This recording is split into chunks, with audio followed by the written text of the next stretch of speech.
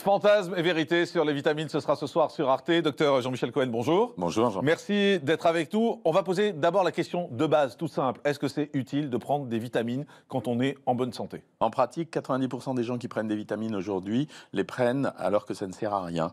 En fait, si vous prenez des vitamines, il faut avoir démontré une vraie carence.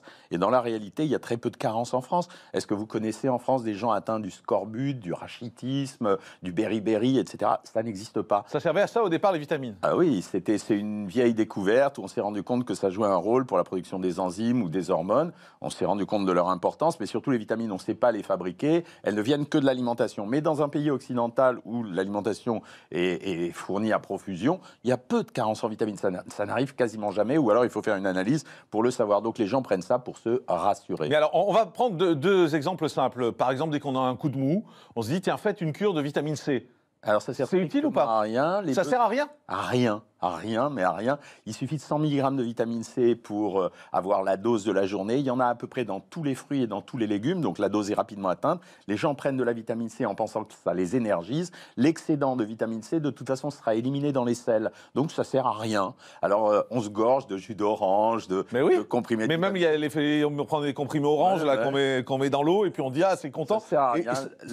C'est psychologique? Oui, c'est psychologique. C'est hérité en fait de la vieille histoire où on donnait aux gamins de la vitamine D, de l'huile de foie de morue pour les complémenter. Et on a associé tout de suite aux vitamines l'état de bien-être et l'état de forme. Donc dès que quelqu'un sent un coup de mou, il est persuadé qu'il a un déficit en vitamines. Mais non, il n'a pas de déficit en vitamines. Quand vous prenez de la vitamine A, c'est utile uniquement pour la peau et la vision crépusculaire. C'est pas le coup de fatigue. La vitamine D, c'est pour l'os. La vitamine C, c'est pour avoir un peu d'énergie, mais c'est surtout un antioxydant. Et la vitamine E, par exemple, la vitamine E que les gens ont mangé à profusion il y a quelques années, on l'a suspecté d'être potentiellement responsable d'une augmentation du risque du cancer de la prostate. Ça servait à quoi, ça? Alors la vitamine E, elle servait aux réactions chimiques, elle servait aux échanges cellulaires. On en donnait à certaines personnes jusqu'à ce qu'on démontre qu'à un certain taux, quand on en prenait trop, le risque de la prostate augmentait d'environ 17%. Donc voilà la stupidité à l'heure actuelle, mais c'est un marché, 100 milliards de dollars dans le monde, 100 milliards de dollars dans le monde. C'est un complément alimentaire, donc il ne bénéficie pas de toutes les mesures de contrôle qu'on devrait faire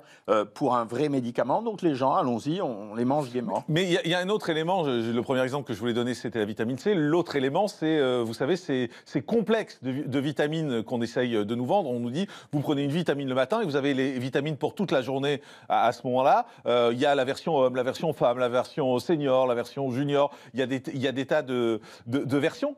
Ça aussi, ça sert à rien? Mais ça sert strictement à rien. Dans la vitamine A. Mais pourquoi on continue de vendre ça? Ça se vend en pharmacie en plus. Parce que c'est une imprégnation globale. Oui, mais ça se vend en pharmacie. Ça veut dire que les pharmaciens nous vendent des trucs qui servent à rien. Mais les pharmaciens ne sont pas responsables. Les pharmaciens mettent à la vente. Non, ils mettent à la vente des produits et le consommateur vient s'en servir. Non, ça c'est un supermarché. Non. Ça s'appelle pas une pharmacie. C'est le propre des compléments alimentaires. Le pharmacien, il régule la délivrance des médicaments. Les compléments alimentaires, ils sont à votre disposition. Vous en faites ce que vous voulez. Non, mais quand c'est dans une pharmacie, on se dit que c'est utile. On se dit que ça sert à quelque chose. Il y a quand même, si c'est dans une pharmacie, il y a le pharmacien, on se dit que si le pharmacien le vend, c'est que ça sert à quelque chose. Je vous rappelle que dans les pharmacies, on vendait de l'eau de Vichy Célestin, qu'on vend des couches pour les bébés, qu'on vend du dentifrice. Donc c'est des commerçants, les pharmaciens. Il y a une part de commerce dans la pharmacie. Mais si ce n'était pas en pharmacie, ça serait dans les parapharmacies. Quand vous allez, parce que là, je défends un peu le rôle du pharmacien, quand vous allez dans les grandes surfaces, ils se battent comme des chiens pour essayer d'avoir la main sur les compléments alimentaires et sur les médicaments, parce que ça représente un marché, 100 milliards de dollars. Donc ça veut dire qu'il y en a un bout pour la France et donc ils ont intérêt, eux aussi, à essayer de capter une part de ce marché. Mais il n'y a aucune vitamine qui n'est utile.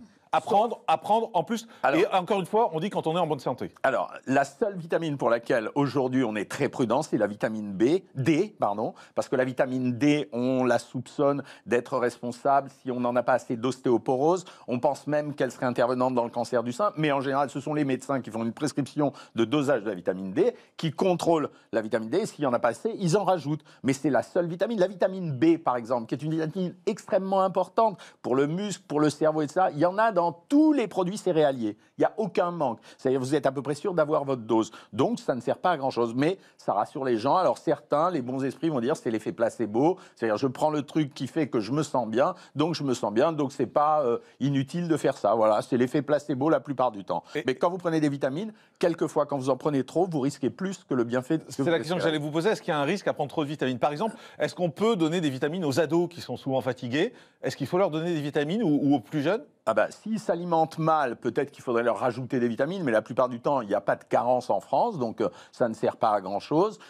Quand on leur en donne, c'est surtout un acte d'amour du parent à l'égard de l'enfant, et puis ça va flatter un petit peu son conditionnement psychologique. Tout à l'heure, vous nous disiez que les vitamines, c'était pas très encadré, c'était pas très surveillé. Non, Mais est-ce qu'on est sûr de ce qu'on ingurgite en revanche? Est-ce que la qualité Non. des produits... Non? non, non plus. Ah bah Non super, plus, parce que c'est comme bien.